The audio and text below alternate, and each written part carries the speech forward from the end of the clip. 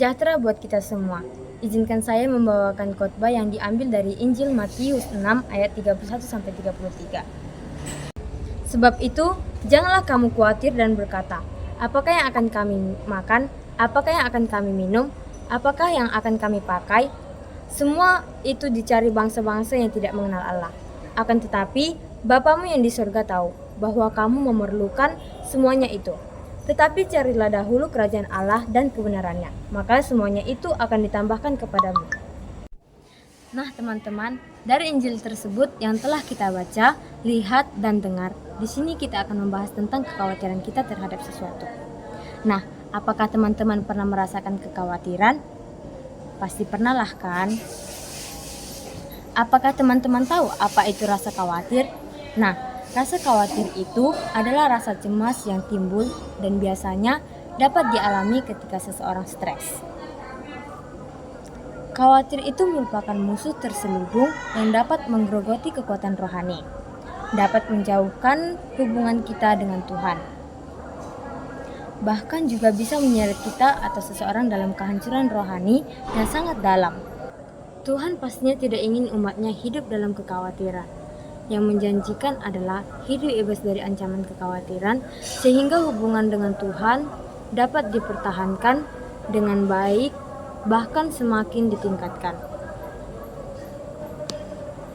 Mengapa dikatakan kekhawatiran dapat mempengaruhi kehidupan kita?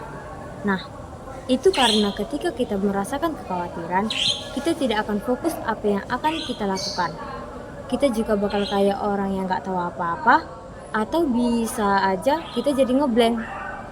Kekhawatiran juga dapat merugikan dan memojokkan diri sendiri, dapat memicu untuk mengambil keputusan yang salah, dapat membuat posisi jauh dari Tuhan, dapat menimbulkan sikap dan penilaian yang salah pada Tuhan dan juga pada sesama, dapat menganiaya juga mengimpit pertumbuhan sehingga tidak dapat berubah untuk menjadi yang lebih baik lagi, dapat menyesatkan dan menghancurkan diri sendiri.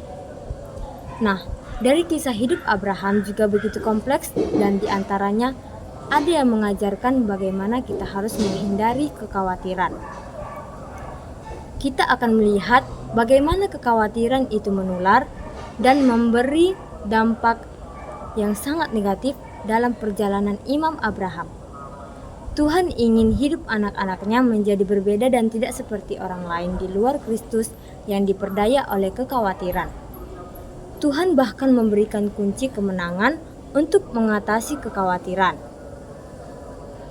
Kunci kemenangan itu harus dipraktikkan dalam kehidupan sehingga kekhawatiran yang ada dapat dipecahkan dan disingkirkan. Mungkin beberapa yang bisa kita lakukan ketika kita sedang mengalami kekhawatiran, yaitu kembali ke lingkunganmu, lakukan apa yang kamu sukai, lakukan hal-hal yang baru, olahraga yang rajin, makan makanan yang sehat, tidur yang cukup, dan berpikir positif. Sembari menikmati semilir angin sore hari, sepulang bermain, Tono tampak beristirahat di taman depan rumah. Sorot matanya tampak tidak ceria. Ibu pun memanggilnya untuk segera mandi. Usai menikmati makan malam bersama, Tono, Tini, ayah dan ibu duduk di ruang keluarga.